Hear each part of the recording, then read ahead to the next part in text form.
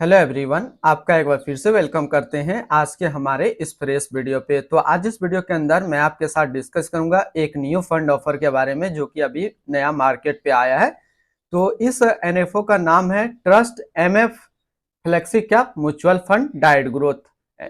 तो बेसिकली जो trust MF है यानी कि trust mutual fund flexi cap fund diet growth का अभी एक नया एनएफओ आया है। इसमें मैं आपसे डिस्कस करूंगा इसका लॉन्च डेट क्या है, इन डेट क्या है, अलॉटमेंट डेट कब होगा, ये म्यूचुअल फंड आपके जो है एनएफओ से म्यूचुअल फंड में कब कन्वर्ट होगा, इसका एक्सपेंस रेशियो क्या है, इसमें एग्जिट लोड क्या लगने वाला है।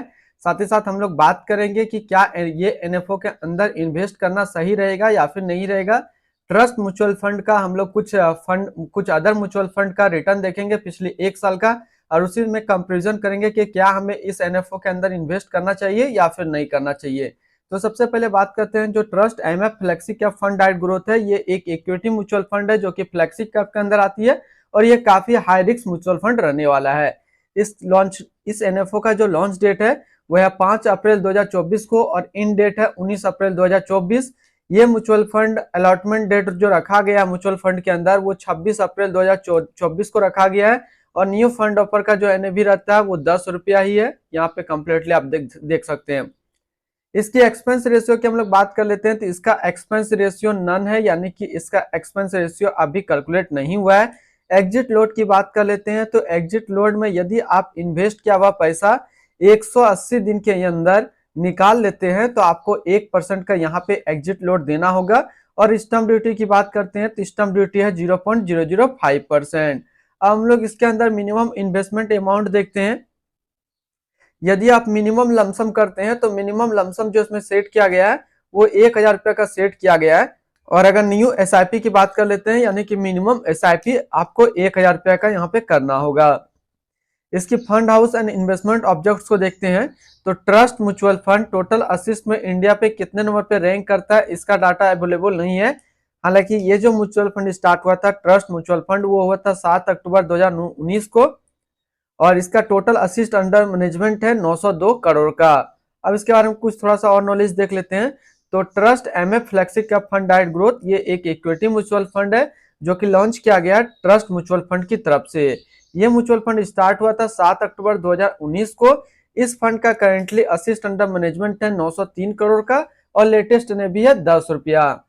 Trust mutual fund flexi cap diet growth का एनएफओ जो है ये काफी हाई रिस्क म्यूचुअल फंड रहने वाला है, यानी कि न्यू फंड ऑफर रहने वाला है।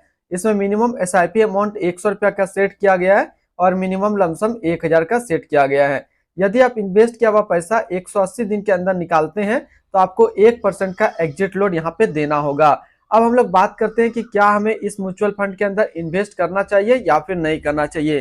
तो इसके रिगार्डिंग सबसे पहले हम लोग देखेंगे कि ट्रस्ट म्यूचुअल फंड का कुछ फंड का रिटर्न, उसी पे हम लोग कंपेरिजन करेंगे।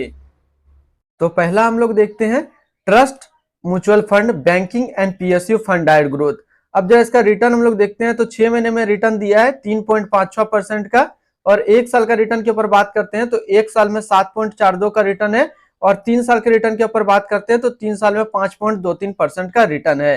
तो पहला हम लोग यहाँ पे एक ट्रस्ट म्यूचुअल फंड का देखें जिसका एवरेज रिटर्न देखें तो करीब 5 से 6% का सालाना आपको रिटर्न यहाँ से निकाल करके दे रहा है। अब चलिए दूसरा हम लोग एक ट्रस्ट म्यूचुअल फंड का एक और फंड देखते हैं। हम लोग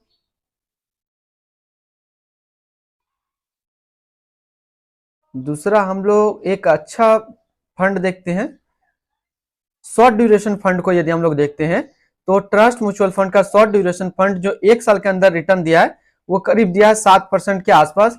यहाँ पे मैं एक चीज क्लियर करा, ऐसे तो डाटा दिखाऊंगा हर म्यूचुअल फंड का तो काफी टाइम लग जाएगा, लेकिन एक चीज क्लियर है जो मैंने अपना एनालिसिस किया तो ट्रस्ट म्यूचुअल फंड का जो फंड रिटर्न रहता है एक साल में करीब 6 से 7% का ही मैक्सिमम रिटर्न यहाँ पे निकाल करके दे रहा है। तो मेरा सजेशन यही रहेगा कि आप इस न्यू फंड ऑफर यानी कि एनएफओ के अंदर इन्वेस्ट ना ही करें तो सही रहेगा।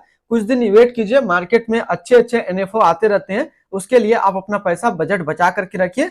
मैं सजेस्ट आपको करता हूं कि इस म्यूचुअल फंड के अंदर एनएफओ के अंदर इन्वेस्ट ना करें। तो फिर मिलते हैं हम लोग नेक्स्ट कोई इस तरीके का वीडियो की अच्छी जानकारी को लेकर के।